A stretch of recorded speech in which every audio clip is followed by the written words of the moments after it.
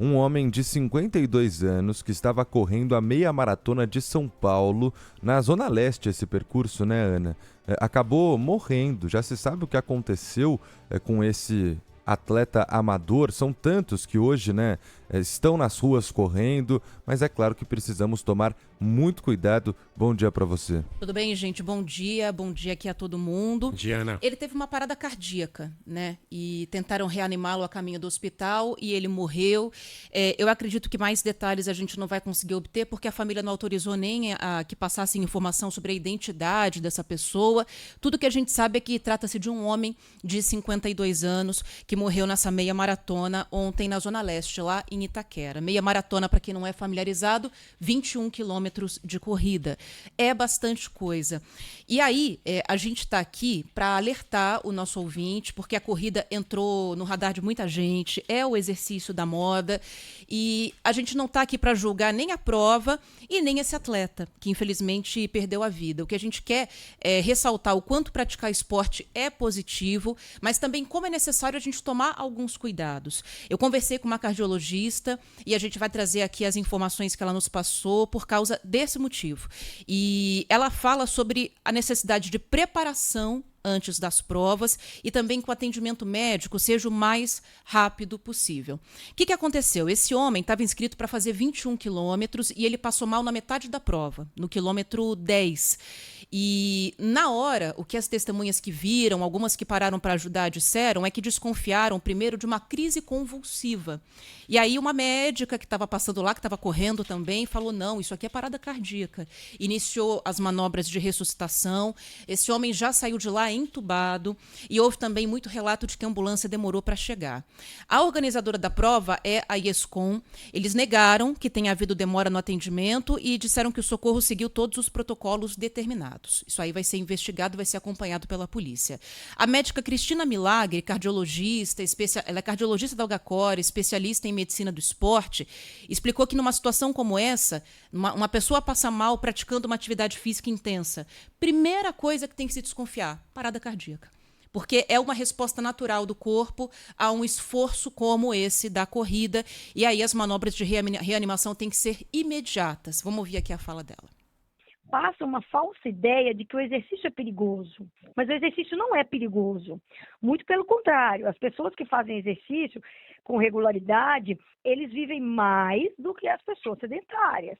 Isso aí já está provado. Quando você está atendendo uma pessoa que está fazendo atividade física e não está responsiva, primeira coisa que você tem que pensar é numa parada cardíaca e já identificar isso. Você vai começar a fazer massagem cardíaca, porque nesses casos de parada cardíaca, se você não agir logo, aquilo é primordial para a chance da pessoa sobreviver. Algumas provas de maratona, por exemplo, o pessoal fica em moto com o desfibrilador na garupa. Vai a moto, o cara vai na garupa com o desfibrilador. Aí ele chega primeiro, vai fazendo reanimação e depois chega a ambulância. Então, assim, algumas provas de maratona, ultramaratona, têm um preparo diferente, como esse que a médica estava explicando. Mas ela também fala que não dá para a gente subestimar provas até de distância menor. Porque o que tem acontecido? E eu posso falar isso porque eu corro também, participo dessas provas.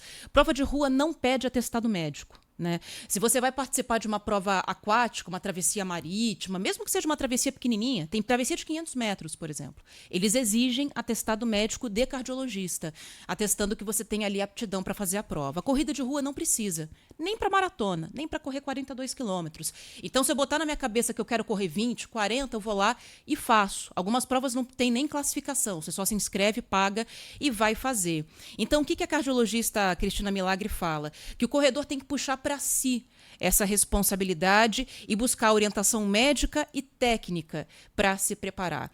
Entender que correr uma prova de rua exige um esforço muito grande do seu organismo. Então, não tentar pular etapas e devagar mesmo. Se você está levando 1 mês, 2 meses, 2 anos para chegar numa distância maior para correr, que leve. Vá devagar. E, além disso, até os corredores experientes que estão com check-up em dia, por exemplo, eles também precisam ficar alertas aos sinais do corpo, principalmente quem já é muito preparado, que costuma ter sinais muito sutis. Você tem que ter uma assessoria para você treinar e se preparar para aquele evento. As pessoas têm que ter um compromisso com elas mesmas. Então, essa história de avaliação pré-participação, que a gente chama, né? Quando você faz uma avaliação pré-participação, você vem com um aumento gradativo de provas de grau de dificuldade, a chance que você tem das coisas irem bem é muito maior. Você tem que escutar o que o seu corpo está falando. Se a gente não está se sentindo bem, porque é diferente um cansaço e um mal-estar, uma sensação assim de estar fadigado. Então, assim, se você está vendo que o seu corpo não está bom, você não vá, mesmo que você perca a prova. Essas pessoas que são muito preparadas, elas têm sintomas muito sutis. Por quê? Porque o corpo dela já é adaptado, né? Então, assim, às vezes é um detalhe, é uma coisinha que a pessoa fala, engraçado, tá me dando um leve desconforto, uma coisa que, assim, passa batido, mas a gente não pode. Por quê? Porque o certo é você se sentir bem. É isso. Então você tem que se preparar para durante a prova fazer aquilo. O seu corpo tem que apresentar os sinais de cansaço, de esforço, iguais ao que você tem nos outros dias. Então, se você chegou naquela prova, deu enjoo, um cansaço além do normal, você sentiu que seu coração está um pouco disparado além da média, parou a prova e vai buscar atendimento médico na sequência. Uma outra coisa aí, eu queria só falar, até pela experiência que eu tenho, porque a gente tem feito isso também, é tentar se preparar para a condição que aquela prova vai te apresentar, Sabino. Então, essa prova em Itaquera tem muita ladeira, muita subida. Tem que ter na ladeira. A largada, eu achei que foi muito tarde para ser verão, foi quase 7 da manhã.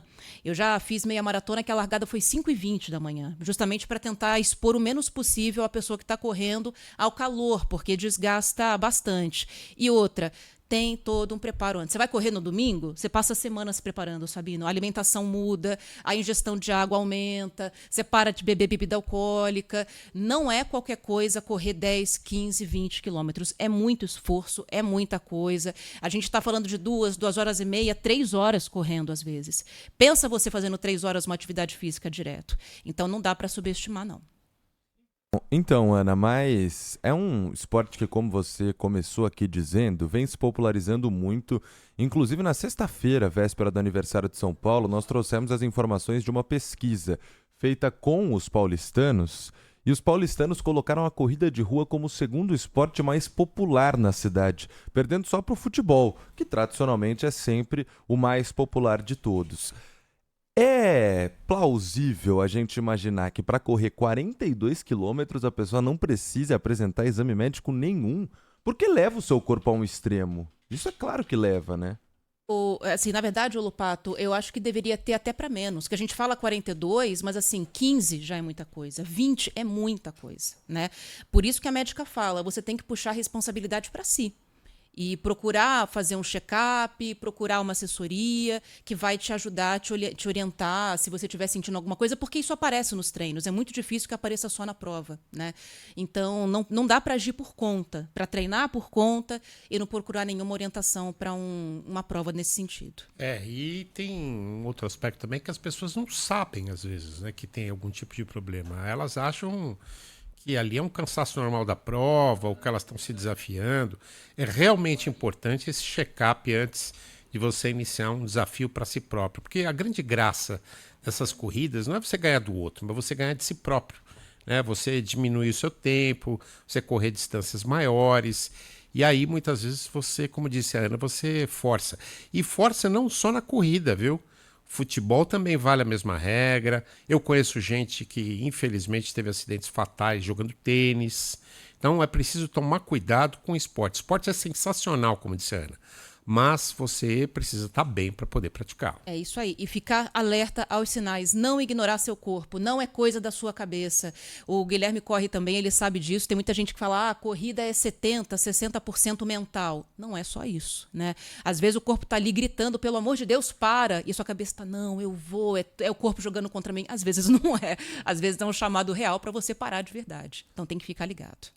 Justamente essa situação que você colocou aí, que acaba se transformando em perigosa, né? As pessoas acham que é o desafio dela com ela mesma, E que não. e Não, é. só que aí às Mas vezes às vezes tá você vai passando do perder, limite. gente. Exatamente. Vai acontecer, tá bom? E tá tudo bem.